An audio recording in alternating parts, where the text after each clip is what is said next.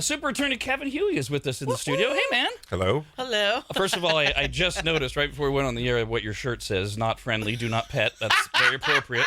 It's a legal required advertisement. Where are you with dogs these days? Jesus. I have two. You sound thrilled. That's where you're at. A beagle and a hair. Yeah, I know. yeah. I'm not Yeah. sure how that happened. A beagle and what else? A harrier. A who? Right. I didn't know either. Who are you? They are painted just like beagles. They are the next level up. Oh, okay. It's like a bigger beagle, like a standard poodle, only it's a standard beagle. Exactly. Okay. Apparently the beagles go into the holes to get the prey, and then the harriers grab it and take it somewhere else. And are they now treating your house as though your house is prey? Well, the harrier is dumb as a stick. He's a Florida hurricane rescue dog. So he used to walk into windows. Oh. He didn't know how to walk upstairs. He's afraid of boxes. Poor I think it was thing. just a street dog. Yeah. Had all his teeth pulled by the SPCA before we got him. Oh, What? God. Oh, geez. They were rotted. Oh, Well, good for you guys to take them yeah, on. exactly. Good for me. Good for me. How the kids doing? You were reading the email about the teenage dog. I have a kid who just became a teenager. Oh, Good God. have fun. It's like God. overnight. Yeah. Overnight it happens. Oh my. So I'm looking at this kid thinking, what happened, kid? Mm-hmm. yeah. So my sister Colleen, my oldest sister, she has my nieces Megan and Katie, and of course to me as an aunt, they're the sweetest things ever on the planet. And she's like, so Megan was the first one to become a teenager. She's like, no, it happens overnight. I'm like, no, it doesn't. You're so exaggerating. And I had Katie over for a weekend, and I called my sister. I said, I put to bed my sweet little Katie, and what's walked downstairs is Satan. I'm like, she's like, see, I told you, like, oh, like literally overnight, they switch, and they are something else. And from what I hear, it's going to go on for years for you. So Is it saddle up. Do you have That's a what peg? duct tape is for. Which stage is it? Is it the brooding stage, the talk back stage, Oof. the I don't want to talk stage? You know nothing. Yeah. All of the above. All of them at once. You're old. Oh, I feel your pain. My little brother, he's 16, but for the most part, he was a really good teenager up until about right now. He's getting a little freedom with his car. And he's got quite the attitude, a lot of talking back. And he's not the sweet, innocent little kid he No. used to be, and I miss him. It happens to siblings too. The whole house gets to feel it. Yeah, at 18. It's infectious. Yeah, 18 or 19, you'll meet him again. You'll love him again. He may not live that long. What do you know? You don't know anything, okay? Exactly. Okay, you're an idiot, Like- okay? Because you were never a teenager, all right? You don't know. And when you were, so not like it is now. Exactly right. Are the musical choices horrendous, or do you still have that bond with them? The teenagers have always been a bit passive when it comes to that. Okay. So, yeah, nothing's changed there. So one of the heartbreaking things I noticed as an aunt is like, so as for parents, I feel like it rips your heart apart even more. You talk to them, you give them this lovely, wonderful advice, and then they go off, they come back, and they're like, oh my God, you will not believe what so-and-so told me. It's like a friend or someone else, and it's the exact same thing you've been trying to tell them. And they just disregard you completely because you're the adult. And what do you know? That you should be used to because you're married. We see that all the time with spouses. We gonna go down that road? Phone number's 888-989-9811 if you got questions for Super Attorney Kevin Hughey. It's Hughey Gentry now, right? Correct. All right. And everything from business law, intellectual property, he'll answer any question, which is why we haven't had you on in a while. And there's a lot of stories we've been talking about. And I wanted to loop you in because, I like to play a lawyer on the radio, but I like to actually get your expert opinion or word. One of the stories we've followed for the last many months has been Cleveland Browns quarterback Deshaun Watson, who had 25 women who claimed he harassed or assaulted them during massage sessions, settled with 24 of them, and he got suspended by the NFL for the first 11 games. The thing that keeps coming up when we discuss, look, there are rich, powerful men who are shaken down by lying women. It does happen. It's not a popular thing to say, but it does happen. You got 25 women here from different parts of the country who didn't, by all counts, didn't know each other. And the thing that I keep getting hung up on is how did two different grand juries not indict him? The old cliche is you can indict a ham sandwich. A, is that true? B, what does a grand jury do? And C, what's your guess why two different ones didn't indict him? So, criminal law, I've got some holes in my knowledge there. That's one of the areas that I don't practice for various reasons. The women were from all over the country, but they all had one thing in common. You have to you have to ask yourself why he was shopping for masseuses on Instagram, right? I mean, if you're a legit CFT or something like that, you're not getting your business through social media typically. And that affects the grand jury's thinking, because who was actually victimized? Were these women actually massage therapists, or were they prostitutes? Because the girls that do lashes, I see it all the time. Even massage, like this is where they do part of their advertising is on Instagram, because it's so powerful. It's like a normal thing to do. So a grand jury is just citizens. Correct. And so you're suggesting it's possible that there's an implicit bias, enough of an implicit bias, where some of these human beings on these two different grand juries are like, the women, what are they doing? They're a little seedy, and so they needed a higher bar to even indict. I think that's the starting point. Wow. I think also there were only 2 people who knew what happened in the room, right? Each time. Right. So it's a credibility issue. But that's a lot of women that don't know each other, right? Like, and it would have come out already if they had, like, it would have been somewhere in a trail if they had all at some point gotten together. That many people coming out with a consistent story is telling, right? Yeah. Something is happening there, right? You don't have 25 people just manufacture the same story. Right. So I think the guy's got some problems. Something has happened, but there wasn't enough evidence. Well, it's like Dawn said, like, how out of touch are these jury members that they don't realize how much business does in fact go down on social media? Yeah. Very polite, telling me I'm an idiot. No. No, that's fantastic. Doesn't that speak to how hard it is to find good people to be on a jury, though, too? Well, also keep in mind, grand jurors have to apply. They're not plucked. It's not regular jury service. These are people who want to go out and be good citizens. So crusaders, do-gooders. Well, they should keep up with the times then, and that it's very normal and natural to advertise yourself on Instagram. Also calling me an idiot. No, Thank you, I'm Don. just- No, that's Well, now very you- diplomatic. You should be used to it. Women calling you an idiot? I'm married, Come on. right?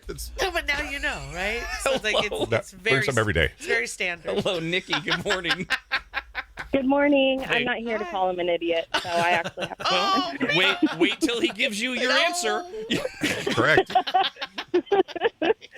So, me and my husband worked for the same company. It's a small little company in the area, and we were both fired via text on the same day.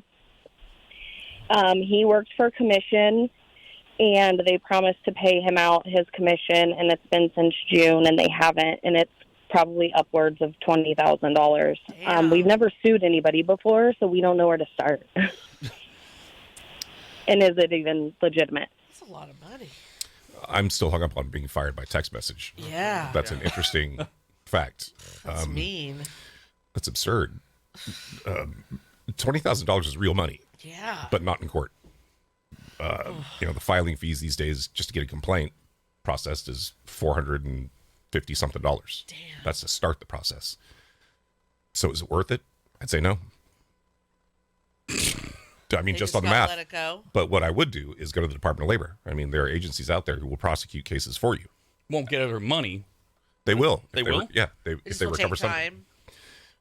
time. You're getting a different product, Yeah. but you're getting it for free.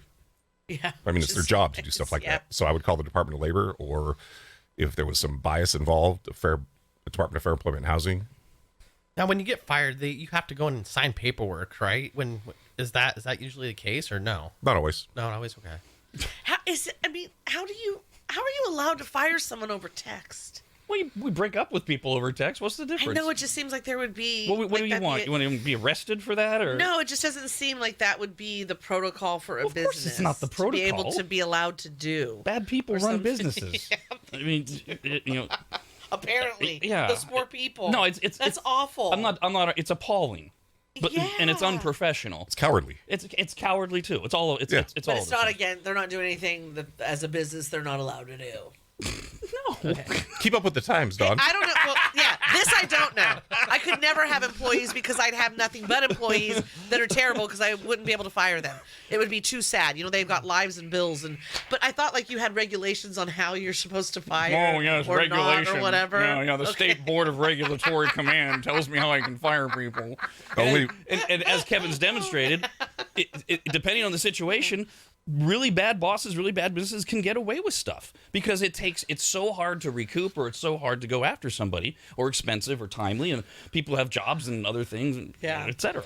Well, to your point, though, Don, I mean, there are things that have to be done. For instance, your last paycheck. It's got to be handed to you right there. Yeah, right. So there are things, but there's no law against doing it by and they text. didn't get there, so It doesn't sound like it. Yeah. And like I said, so far they're getting away with it because of the recourse options that are left to our Well, you caller. need to pick up the phone and call. Who'd you say? Department of Labor. Yeah. When we talk about guns on the show, and we talk about home protection, and we approach it more from a couple different avenues. One side is the human element of really trying to help people grasp the gravity, the life-changing gravity of shooting another human being, while also reminding them, depending on what state they're in, just because we get this all the time. Just if somebody just walks in my house, I'm just going to kill them. Like, well, in certain states, and I always reference the most famous story that I remember. It's like a decade ago. I don't remember the state it was in. It wasn't California or Nevada. But a guy came downstairs because he heard something going on in his kitchen. Turns out what's going on in his kitchen is there's a strung-out meth head having a sandwich. And he blows him away, kills him. And he goes to prison for the rest of his life in whatever state that was. Because the jury was like, there was no imminent threat. Hold him at gunpoint, call 911, etc. Yes. So, depending on the state, if they have castle doctrine, stand your ground laws, etc., we always try to have people look at these things through different eyes. So we got this story out of Ohio the other day. A guy named Michael Duckrow, his daughter Allison ended her relationship more than 18 months ago with her 22-year-old boyfriend. But here he is, same guy, calling her voicemail, and then he shows up at their house at 11 a.m., 18 months after he was broken up with by this girl. And he rings the doorbell. There's a Ring camera, so this is all captured. There's no question of what happened. And then he walks away. And then he comes back and he returns and he rings the bell again. And then he opens the glass screen of the exterior door and he starts jiggling the handle of the door. He's trying to get in. They're in the house and they are yelling at him to leave. He instead starts to slam his body weight into the door. Oh, God. And the father is heard on the Ring doorbell camera saying, "I've got a gun."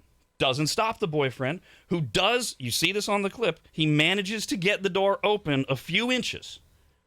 And the dad shoots, fires 3 times. And then you see the boyfriend walk to the driveway, collapse, he's dead. A grand jury, we were just talking about them, decided not to indict the father on any crimes in connection to the deadly shooting. Let's start with that. That's good law? It is. By the book, in that case, it's good law because he feels threatened in his home. Is that correct? Yes. Yeah. I had some questions on the evidence. I did see the video. It's a sad story, Oof. right to start with. And the video is rough to get through. But one of the bullets was in his back. Right? Yes. That's something I would start with. So, Fired too many times, potentially, or didn't stop firing. right. But I would want that question answered. I don't know what the kid was thinking. That looked dangerous. It looked like a bad situation. Yeah. So, Did you? So in the video, one of the things that was hard to watch for me too was that he stumbles, if I remember correctly, out in the driveway, and there's this issue of there's like 7 minutes where no one provides him aid or calls aid. Like there was this assertion that both he, the homeowner, and a neighbor that ran over, just kind of let the guy bleed out and die. Now I don't know if there's any legal responsibilities there, but it was another thing that just made it hard to watch. there could be. Generally, the law is if you didn't cause the situation, you have no duty to help somebody. If you did cause it, you do. Or if you didn't cause it and you began to provide assistance, you can't just walk away, right? They let him bleed out for 6 or 7 minutes. The people in the home should have called 911. I don't know if the daughter already did. I'm not sure the kid would have stood a chance anyways. Right. But somebody at least had to call. Yeah. I think the grand juror's decision is telling, because the reason this cliche is you could indict a ham sandwich is the standard is probable cause. It doesn't take much to meet that standard for a grand jury to indict. They just didn't want to. Well, I mean, like I was told, I don't know if this is, good or not, but when you warn them that you have a weapon and they still are trying to get in, they're up to no good. Right? Like that is, if I have warned you that I am holding a gun, and I would follow it up with I am also calling 911, and you're still trying to come in, I'm already afraid, because wow, me saying I have a gun and I'm going to call 911 is still not getting you to stop. So you definitely want to do damage to me, and I kind of almost feel like, I don't know if this is accurate, but the gun to the back might have just, the guy's just probably this is probably not an everyday occurrence for this fellow, right? And you're so scared and you're so nervous, and it's not even like maybe he even meant for the one in the back to happen. It just happened so fast. Well, when you're warned that that the other person is armed and you continue, I mean that's just bad judgment. That's common sense. The law doesn't even require that.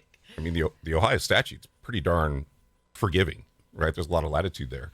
It doesn't even require that you have to be in, belief of imminent, deadly threat. It just allows you to stand your ground, because part of the law is you can't bring a gun to a knife fight, right?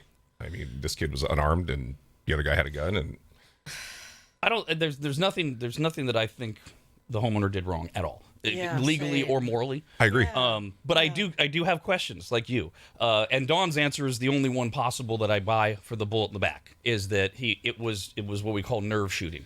Yep. He was hyped up on adrenaline, and he just keeps shooting, and it happens so quick. I mean, anybody who's ever shot a gun, that's fast. And if back to the earlier subject, if you've ever been out with cops when they pull guns, holy crap, does it get so weird with all that? I do wonder also though, while they're yelling at him to go away and that they have a gun, there's no indication that the family's calling 911, and there's 3 of them: mom, daughter, and adult daughter, and dad. And why aren't they? Why isn't one of them calling 911 as well?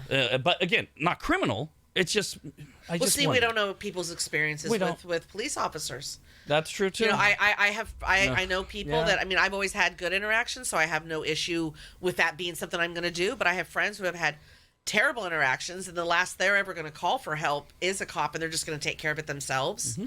So right, like I feel like I can almost argue with myself about this, where it's okay, well, why didn't you call the police? Well, maybe you haven't had great experiences with the police, so you felt like you could handle this on your own until all of a sudden you couldn't, right? Why didn't you stop shooting? Well, as you guys already covered, a gun works fast, kind of thing, and the idea that each shot had like this very specific aim to it is kind of unlikely. Then there's the bleeding out in the driveway for 7 minutes. They didn't know if he had a weapon on him or not, and if he was going to pop up. But also, how could you be so inhumane to leave? Do you understand? Like, I'm really struggling with myself even on this one. And then we have the history of the family with the guy. Yes. Which there's clearly some type of history with the breakup 18 months later. What's he doing at the house? It's still a human, and you, in your home, if you're afraid, you still at least want to call an ambulance just to be human. And we all have been in those situations where we've been so angry that we forget the other person's a human. Yeah, very true. Hello there, Brian. Go ahead. Yes, hey, thank you for taking my call, guys. Love you guys. Love you too. Love you. I have a question for Hughey. So I have T-Mobile. My daughter went down to a T-Mobile store, and the representative there set her up an account of her own, but then ended up, because she doesn't have any credit, being 18, financed a phone on my account without my authorization, without my approval. Put a bunch of remarks into the notes saying that I was there, verified my ID, everything like that, and they ran tape. Obviously, I wasn't there. Just wondering if there's anything I can do about that. Let me first just make sure we all understand this is not necessarily a representation of certain cell phone companies or the people that they hire, and this is this man's experience. Now, in general, the way it's described, you're both a lawyer and a father. How do you feel about that? The account is invalid, first of all, and I would make sure that it's canceled immediately. Beyond that, if there's no harm, if you don't have the carrier coming after you for bills or something like that, then you don't have any damages. Your daughter must be hot, because that's the only way she got away with that. Do you want to be called an idiot by a third woman? Yes, let's do it. Okay. Jill. Jill emailed in, rad@radradio.com. Did Kevin just say that certified massage therapists don't advertise on social media? Yes. Yes, they do. I have been promoting natural health and wellness professionals for 15 years, and the most successful absolutely advertise via social media, as do the vast majority of successful businesses. I apologize sincerely for my ignorance. What was I thinking? I do not know. I'm going to check as soon as I leave here. But it speaks to what you're saying, that so many on the jury don't know that either. And you can have that opinion of, well, if it's online like that's seedy, they're prostitutes, The right? minute you because said there that. are prostitutes on Instagram. And the minute you said You that, I know? went, thank you. This is why I wanted you on. You finally answered my question about how 2 grand juries could legit. I'm buying it. I buy it completely because there are a lot of people that have don't know. stigmas Yeah. and attach things. Yep. I mean, look at all the people who still find online dating seedy when that's so common for so under 40. normal, yeah. I would want to check like 5 of the accounts and see what pictures they have. Right? To see Yeah. if it's legit Fair. or Check 'em all because out. he wasn't looking for a massage. Right. He was looking for something extra. That we know based on what did Or- happen. He was being selective, right? Well, or he likes to overpower people and was looking for massage to overpower a woman. I mean, either we don't know. No, and we're not. We're don't never know. going to. But yeah, I mean, like the conversation always rolls around. Well, what did they do? What did all 25 of them do to this poor single man? And it's always a weird thing. Like it's the most obvious answer sometimes is the answer. Well, he might have actually stumbled across some of the hookers, and they're the ones not complaining because that's their job. It's what they do, and they want to give him more business. He didn't stumble. He was looking for something specific. Yeah, it sounds like he was trying to get around prostitution in a quote legal way on Instagram, and it just ended up biting him in the butt. He probably We're- thought they all were. We're completely guessing here, Yeah. but to that point, and he is one of the most high-profile NFL quarterbacks. He can't get caught with prostitutes, so that's an interesting theory too. But it's also like this whole, well, he looked at the photos, maybe he thought, what does that even mean? Because like someone could, let's say I was still doing hair or makeup jobs for money. Someone could go to my Instagram and say, oh, wow, she has cleavage out. She has long hair extension. She wears short shorts. She must be a prostitute. Therefore, I am allowed to sexually assault her when she comes here for the makeup job. No. No. It's not being allowed to do it. It's if a guy or gal are looking for a particular person, yes, they are going to profile someone. They're going to go, oh, wow, this possibly could be a prostitute or a hooker or whatever that you want to call it, call girl. Yeah. And by the way someone's dressed, yes, people still judge that by how someone is dressed. It doesn't mean therefore he's allowed to assault. You shouldn't even rape a prostitute, right? Just because she's a prostitute, if she says no, it's no. So, but I can see if he's looking for a certain type, he in his mind probably thought these are call girls, and then where he then takes advantage, But what we're that's playing the out step here too far. was Kevin's actual point, where everybody keeps calling him an idiot. Is he's pointing out we have now demonstrated why the grand jury might have such a high bar for indicting him, because they have so many questions about the seedy behaviors of people or his intent or his behaviors that they just couldn't say, yeah, there's enough evidence that we should at least get him into a criminal trial. Plus, I would want to see their accounts, right? CMTs aren't going to be posting pictures of themselves in bikini. This guy was looking for something specific. And to your point, Rob, he's famous, right? He's doing that because you can get away with stuff like that one-on-one behind closed doors. This isn't victim shaming. These are people who I think, and I don't know, so I shouldn't really say that, but he was looking for something specific, and he thought he found it. He had a reason. He, in his brain, maybe it's twisted his brain, as Dawn says, had a reason to believe he found it. Correct. And then when she's not complying, he's like, what the hell? Because in his mind, she's a hooker, so now I'm just going to take it. Ooh, hard to get. Allegedly, right? Which, You know what's a really great way to find out if someone's a prostitute or not? Is ask when you book the appointment. Okay, here's another one. A proposed California law would force large fast food chains to pay workers $22 an hour, above the existing statewide minimum of $15.50 an hour for all their jobs. So right now, the California state minimum wage is $15.50. However, if this goes into law, the indications are it will, but we don't know for sure. They'll create a 10-member fast food council, which will be empowered to set minimum standards for wages, hours, and working conditions in California within the fast food industry. And they would have authority over chains with more than 100 locations nationwide. They don't have to have 100 locations in California. If you've got 99 other locations of your fast food chain, you fall under this. Here's my legal question for you. Outside of the spectrum of how much government should be involved with telling companies how much to pay and the never-ending minimum wage argument, how is this, if it's signed into law, how is this not discriminatory or creating a better... The government is creating winners and losers here. It's a better class. You're saying if you're in the fast food industry, we have a council that's going to pay people $22 an hour, but hey, if you're an entry level guy at just a local restaurant, $15.50. Am I off on something there? Is there any legal problem there? There will be. I think, first of all, everybody should get to In-N-Out quickly, because if that passes, there aren't going to be many fast food restaurants left. It's another good example of somebody thought they had a good idea, right? Burger flippers aren't paid much, although that minimum wage is absurd. I worked for $2.35 at a burger place. Yeah. You're not supposed to make a lot of money flipping burgers. Right, but somebody thought that was a oppressed class, right? So they're trying to address what they think is a problem, and it's turning into really crappy law. It is. I mean, that's an absurd bill. And I'm not saying you don't deserve it. I'm saying we've all done that work where it calls for what it calls for, because we all know it's a stepping stone. And I don't know. See, this is where I feel like I don't want to be out of touch, because maybe has it now turned into it no longer is a stepping stone, and this is what people are relying on to make a living? There is some of that in mindset. How we find out what percentage of people actually believe that, I don't know. I think the feds would step in, because the Commerce Clause would cover that. If we're talking about anything, interboundary, that is oppressive. That is harmful to one class of business. To your point, there's no basis. There's no reason for that, practically speaking, and there's no reason for it under the law.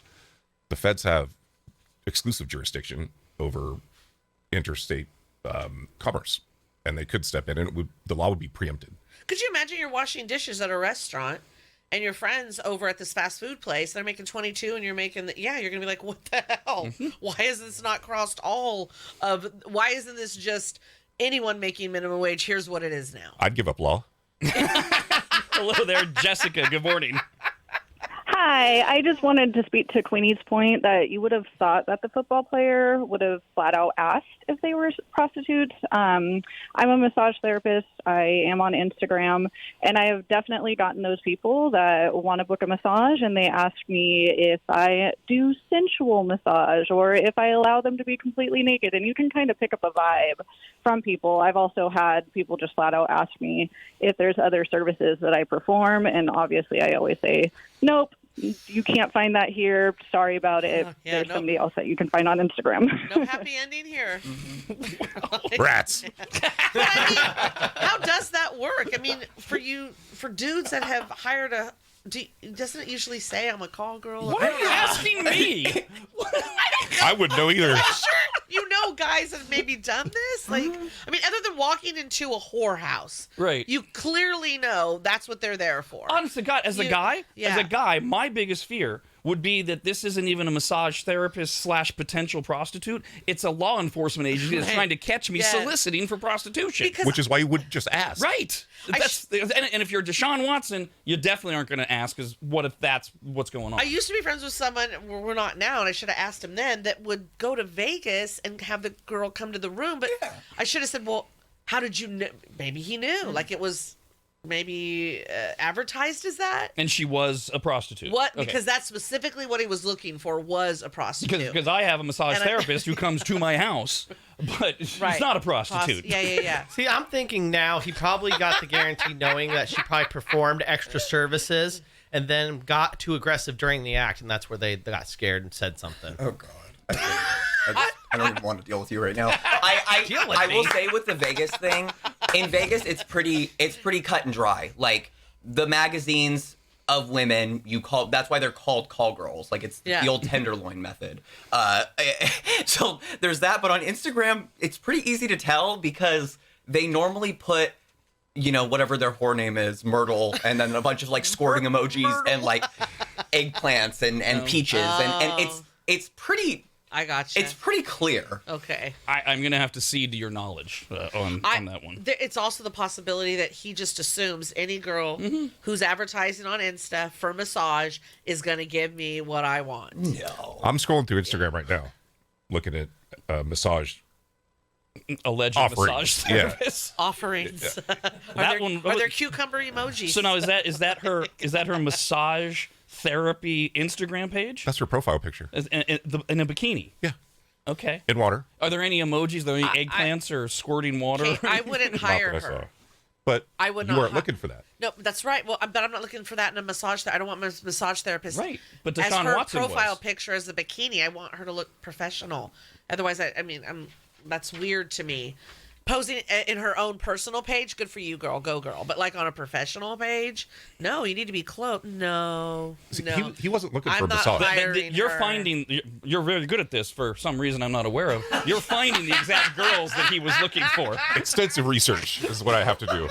Well, and also I have to push back against this ideology of, oh, you could just look at someone and tell that they're a whore. Like, I wonder, where do you draw this line? I can look if there's a neon sign outside of a massage parlor, are they all whores? If there's a picture of a woman that's advertised where, because they also do waxing, she's showing her smooth legs, are they all whores? You're just shouting at the wind, though. We're just speaking reality. And me personally, if I'm looking at Insta for a massage, I don't know if she's a whore or not. I just don't want my massage therapist as her profile business photo to be in a bikini. I'm going to keep looking elsewhere. I'm not going to sit there and judge and think she's a whore. I don't know what she is. I just know that is like not what I know. This is the frustrating thing about law that we always wind up with Kevin, is there can be societal judgments and norms and things that should be, but when it comes to the letter of the law and intent and evidence, it can often be very frustrating to try to answer legitimate points that Queenie's making. No, I'm not talking about choosing not to hire someone. Yeah. I'm talking about hiring someone and forcing sex on them. Right, and that's whether rape. that could Yeah. exactly. So I'm Yeah. struggling to see, like, it's not related. You being like, I want someone who looks professional, that's completely unrelated to someone booking a massage appointment and insinuating or assuming that means that they can have sex with that massage therapist. Well, I want to be clear. No one is victim shaming here, right? No. No one's I didn't defending think you him. were. No, I'm not. And I wasn't. I thought I was pretty clear about that. No, I didn't think you were. Well, He was. you can listen to it later. No, I didn't think you were victim shaming. Okay, thank Oh, you. perfect. Okay. I think that, again, We're on the same page. Everybody settle down. he was looking Yeah. for something very specific, and he thought he was picking the right people. And I think that people he chose, for right or wrong, their profiles seemed like that they might offer what he was Right. seeking. And all of right? this just speaks to the doubt that might have been in the grand jury's mind that explains how he might have gotten away with 25 counts of sexual assault. Still his Right. mistake. Right. Yeah, and absolutely. That's what I mean about We're- the frustrating legal part. Yeah, we're definitely on the same page. Like, people that think just because someone's dressed a certain way, now they can have their own way with them. No, you can't. Sadly, people will, as you're saying, with some of these juries, they'll look at someone and go, well, what do you think? She was dressed like a hoe, so she must be a hoe. Like, I'm with you, Queenie. Like, I all hate that with that's, you. we are all with you. I hate that that's the reality, and it gives, I don't care if a woman is walking down the street naked. It does not mean you now get to rape her. It just gives the legal answer, which is what Kevin's here for, about what could finally answer my question about how he didn't get indicted. Yeah, and I'm not blaming anyone for the fact that people think that way. I'm just saying that is a flaw in the system. Absolutely. That is not the ideal, and that the jury should be above that. How do you fix 100%. the flaw of humans? Yeah. right. That's exactly right. I mean, there is victim shaming. Well, I mean, it goes on a lot. 100%. Yeah, it's hard. You know, Queen, I got to tell you that it was so awful years ago. I don't remember the story, and I cannot tell you, Queenie, even women that were calling up going, well, why was she dressed that way? Why was she acting that way? And it's like, oh my God, are you kidding me right I got now? a quick story Like, for you on the it's other too many side. people that think like this. We're intentionally here at the end. I wanted to wait till we had little 60 to 120 seconds so I can cut this off before it gets out of control. You got any comments on what we do or don't know on the whole Trump Mar-a-Lago search FBI thing, or do you want to just say, my position has been we don't know. I can see the FBI absolutely trying to frame a former president. I can see Trump absolutely taking secret classified documents and being indignant against it. So my position is I don't know what's happened yet, and we're going to have to wait and see. I think because you use the two buzz phrases, Trump and Mar-a-Lago, that the NSA is listing right now.